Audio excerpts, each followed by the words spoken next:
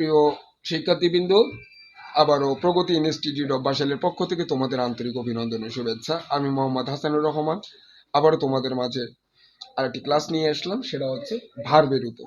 Most important একটা topic, কারণ verb ছাড়া আমরা কখনোই কোনো বাক্য তৈরি করতে পারি না। ভার্বের ক্লাসিফিকেশনই আজকের আমার এই ক্লাসটা।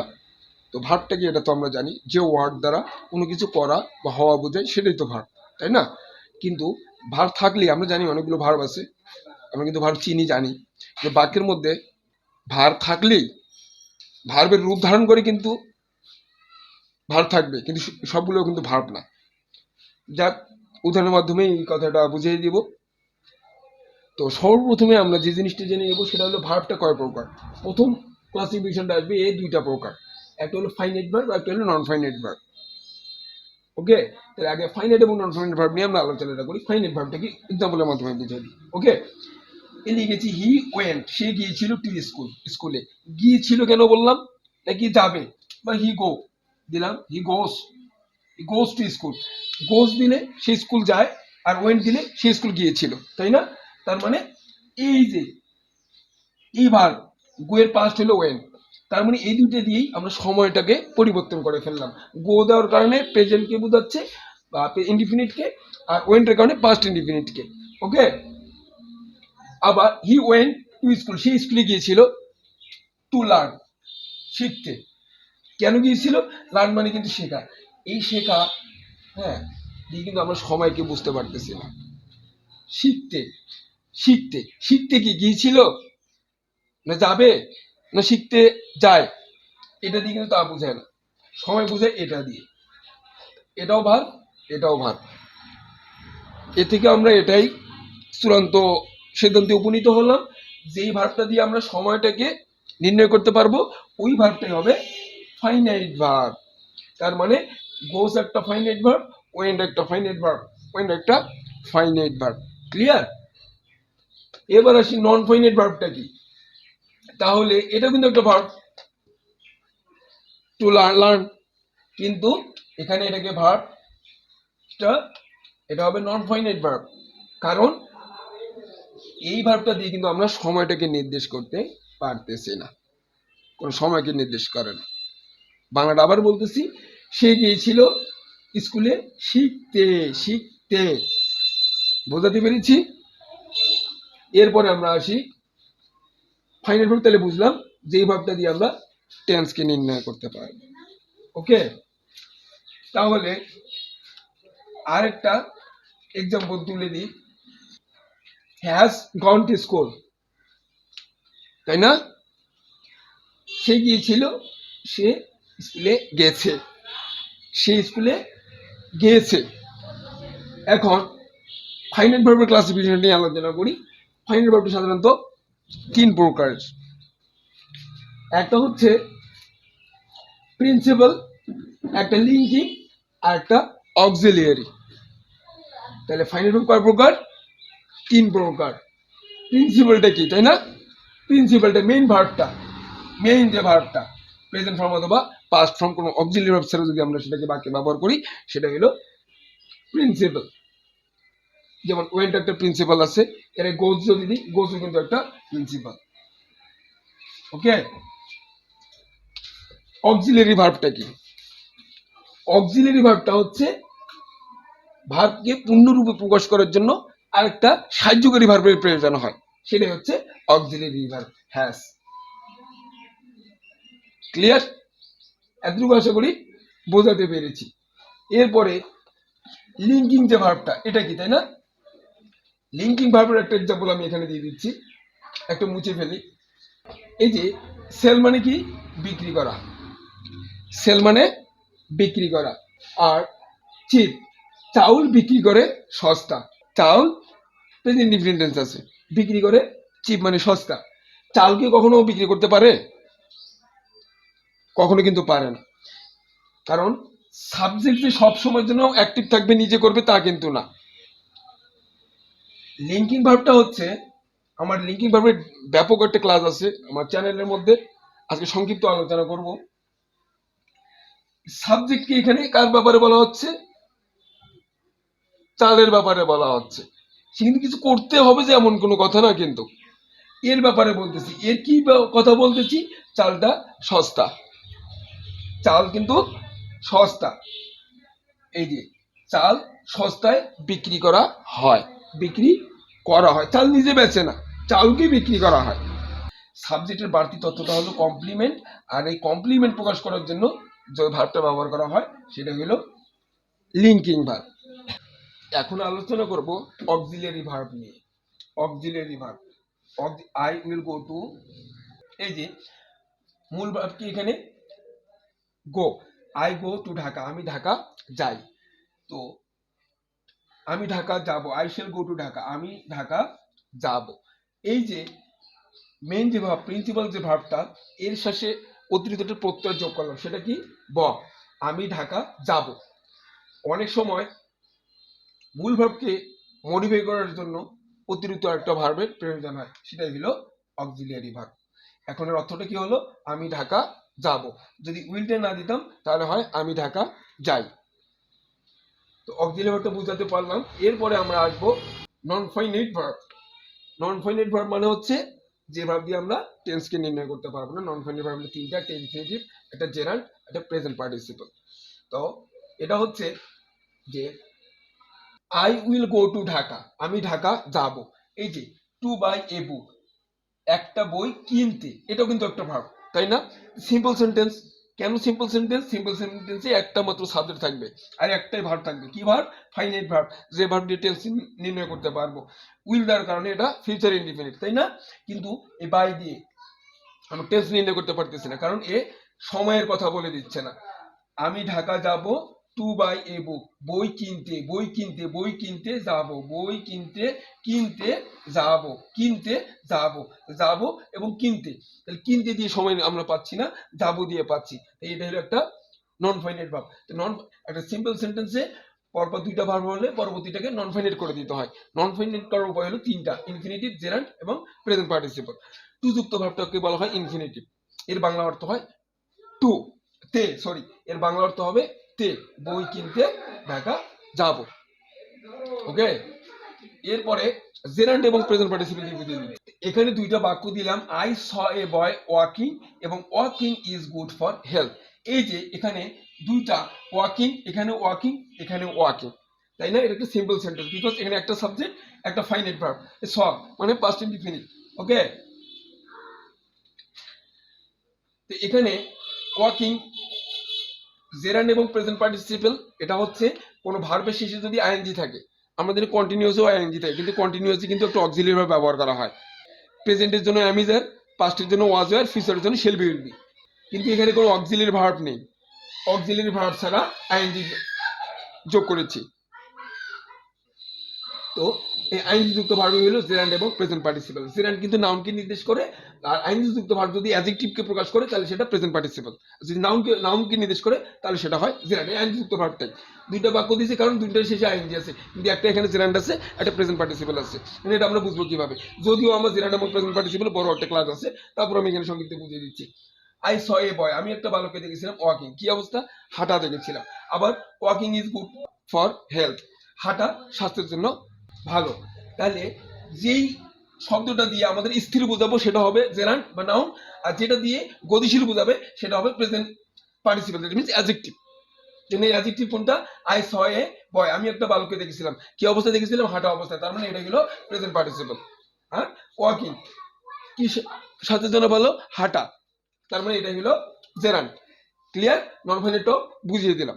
তো আমরা নন ফাইনাইট ভার্বটা বুঝতে পারলাম। আর ইনফিনিটিভের ক্লাসিফিকেশন নেই, জেরান্ডের কোনো ক্লাসিফিকেশন নেই, প্রেজেন্ট পার্টিসিপলের কোনো ক্লাসিফিকেশন নেই। যেহেতু এগুলোর আর কোনো ক্লাসিফিকেশন নেই, তাই এগুলোকে আমরা মুছে ফেলি। ওকে, এবার যে জিনিসটা আলোচনা করব, প্রিন্সিপাল। প্রিন্সিপাল যে ভার্বটা, এর ক্লাসিফিকেশন আছে। প্রিন্সিপাল ভার্বটা সাধারণত দুই প্রকার, একটা হলো ট্রানজিটিভ ভার্ব। প্রিন্সিপাল ভার্বটা দুই প্রকার, একটা হলো ট্রানজিটিভ ভার্ব আর একটা হলো ইনট্রানজিটিভ ভার্ব। ট্রানজিটিভ ভার্বটা কি? ট্রানজিটিভ ভার্বটা হচ্ছে, একটা এক্সাম্পল দিয়ে বুঝিয়ে দিচ্ছি। আচ্ছা, এখানে দুইটা বাক্য লিখলাম, উই উইল গো টু বাজার। তো এখানে কাজ কি? গো, আমরা যাব। ট্রানজিটিভ ভার্বটা হচ্ছে এই যাবকে যদি আমরা কাজকে যদি আমরা কি অথবা কাকে দিয়ে প্রশ্ন করি, যদি অ্যান্সার পাওয়া যায় তাহলে এই ভার্বটা হবে ট্রানজিটিভ ভার্ব। তাহলে একটু প্রশ্ন করে দেখি, উই উইল গো, আমরা যাব, আমরা কি যাব, আমরা কাকে যাব, অ্যান্সার কি পাওয়া যাচ্ছে? যাচ্ছে না। তার মানে গোটা ট্রানজিটিভ ভার্ব না। ভার্বকে কি বা কাকে দ্বারা প্রশ্ন করলে যদি অ্যান্সার পাওয়া যায় তাহলে ওই ভার্বটা হয় ট্রানজিটিভ ভার্ব, আর যেটা পাওয়া যায় সেটা হয় অবজেক্ট। তার মানে টু বাজার এটা কিন্তু এখানে অবজেক্টও না। ক্লিয়ার? আর উই উইল ইট রাইস, তাহলে এখানে কাজ কি? ইট, আমরা খাবো। কি খাবো? আমরা ভাত খাবো। আমরা কিন্তু অ্যান্সার পেয়ে গেছি, তার মানে এটা হলো একটা অবজেক্ট। রাইস হলো একটা অবজেক্ট এবং এই ইটটা হলো একটা ট্রানজিটিভ ভার্ব। ক্লিয়ার? তার মানে ট্রানজিটিভ ভার্বের মধ্যে অবজেক্ট পাওয়া যাবে, ইনট্রানজিটিভ ভার্বের মধ্যে কোনো অবজেক্ট পাওয়া যাবে না। তাহলে বুঝতে পারলাম আমরা এটা? ক্লিয়ার? এখন আমরা আরেকটা বিষয় নিয়ে আলোচনা করব, সেটা হলো ট্রানজিটিভ ভার্ব এবং ইনট্রানজিটিভ ভার্ব। ট্রানজিটিভ ভার্ব কিন্তু 4 প্রকার, ইনট্রানজিটিভ ভার্ব 3 প্রকার। তাহলে ট্রানজিটিভ এবং ইনট্রানজিটিভটা কোথা থেকে আসলো? প্রিন্সিপাল থেকে আসলো। লিঙ্কিং ভার্বের তেমন কোনো ক্লাসিফিকেশন নেই, প্রিন্সিপালের আছে। ট্রানজিটিভ ইনট্রানজিটিভ বুঝিয়ে দিলাম, এবার ট্রানজিটিভ ভার্বের ক্লাসিফিকেশন আছে, এবার এটা নিয়ে আলোচনা করি। এবার আসি, ট্রানজিটিভ ভার্বটা 4 প্রকার। একটা হলো factitive verb, quasi passive, reflexive এবং রেসিপ্রোকাল। 4 প্রকার। ক্লিয়ার? Transitive verb. এই ট্রানজিটিভ ভার্বের এই ক্লাসিফিকেশন গুলো নিয়ে এবার আলোচনা করতেছি। ফ্যাক্টিটিভ ভার্ব, ফ্যাক্টিটিভ ভার্বটা কি? ওকে, তাহলে এখানে একটা এক্সাম্পল দিলাম, হি মেড মি ক্রেজি। তাহলে আমরা যেহেতু অবজেক্ট পাওয়া যায়, তাহলে আমরা একটু কোশ্চেন করি। হি মেড মি, সে আমাকে কি করেছে? সে আমাকে করেছে। কি করেছে? এই যে ক্রেজি করেছে। তাহলে সে করেছে, কাকে করেছে? আমাকে করেছে। দুইটা অবজেক্ট, তাই না? এখন যদি এই অবজেক্টটা যদি বাদ দিই তাহলে হি মেড মি, সে আমাকে করেছে। অনেক সময় এটা দিয়ে কিন্তু পূর্ণ অর্থ হইল না। একটা অবজেক্ট দিয়ে অনেক সময় ভার্বের পূর্ণ অর্থ পাওয়া যায় না, তখন অতিরিক্ত আরেকটা অবজেক্ট ব্যবহার করতে হয়। তখন এই ভার্বটাই হয় ফ্যাক্টিটিভ ভার্ব, এবং এই পরবর্তী যে একটা অবজেক্ট যোগ করা হলো সেই অবজেক্টের হয় ফ্যাক্টিটিভ অবজেক্ট। ক্লিয়ার? নাকি আরেকবার বুঝিয়ে দিব?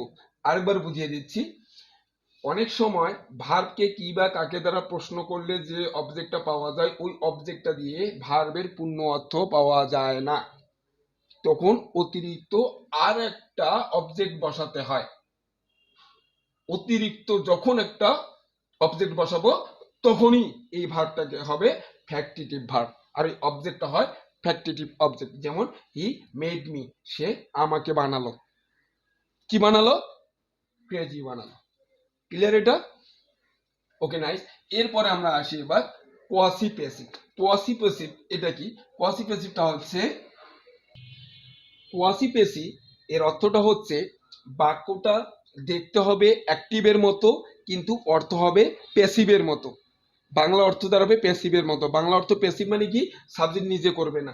যেমন দেখে বোঝা যাচ্ছে দা হাউস, ইজ আছে, ইজের পরে ভার্বের শেষে আইএনজি, তাই না?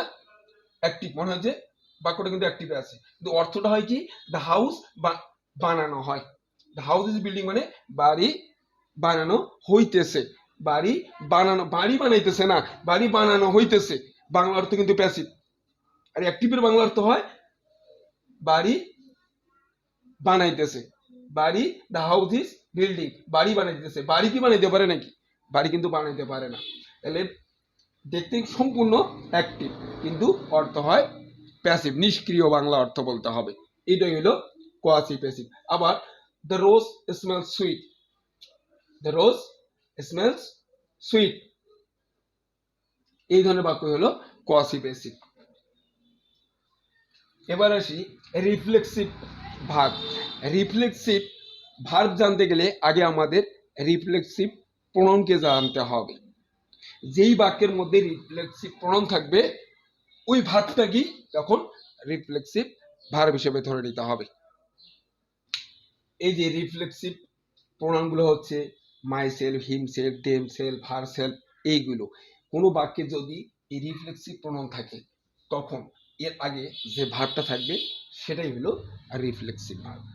দিলাম একটা এক্সাম্পল, শি অ্যাবসেন্টেড হারসেলফ, সে নিজেকে অনুপস্থিত রেখেছিল। আর সরি, এটা দেয়া হবে দে অ্যাবসেন্টেড দেমসেলফ, দের রিফ্লেক্সিভ প্রোনাউন হবে দেম, আর শির হবে হারসেলফ। এখানে সিঙ্গুলারের কারণে এসিএলএফ, আর প্লুরালের কারণে হবে এসিএল ভিএস। ক্লিয়ার? রেসিপ্রোকাল ভার্বের বেলায় এবার আমরা আসি। রেসিপ্রোকাল প্রোনাউন হচ্ছে মাত্র দুইটা। সেটা কি? একটা হচ্ছে ইচ আদার, একটা হচ্ছে one another. Each other, each other বলতে মাত্র দুইজনের মধ্যে বোঝায়, আর ওয়ান অ্যানাদার বলতে যদি দুইয়ের অধিক হয়। একটা এক্সাম্পল দিচ্ছি, Tuba and Cynthia love each other. Tuba এবং সিনথিয়া একে অপরকে ভালোবাসে। এই যে লাভ, যেটা ইচ আদার রেসিপ্রোকাল প্রোনাউন ব্যবহার কারণে এই যে লাভটা, এটা তখন রেসিপ্রোকাল ভার্বে পরিণত হয়েছে। Are the workers help one another, workers বলতে এটা হলো প্লুরাল। ওয়ার্কার্স বলতে শ্রমিকেরা একে অপরকে সহযোগিতা করে, আর তুবা এবং সিনথিয়া একে অপরকে ভালোবাসে। শ্রমিকেরা একে অপরকে সাহায্য করে। এখানে অনেক দুইয়েরও বেশি, যার কারণে এখানে ওয়ান অ্যানাদার ব্যবহার করা হয়েছে। ওয়ান অ্যানাদার ব্যবহার করার কারণে এখানে যে হেল্পটা আছে এটাই হলো রেসিপ্রোকাল ভার্ব।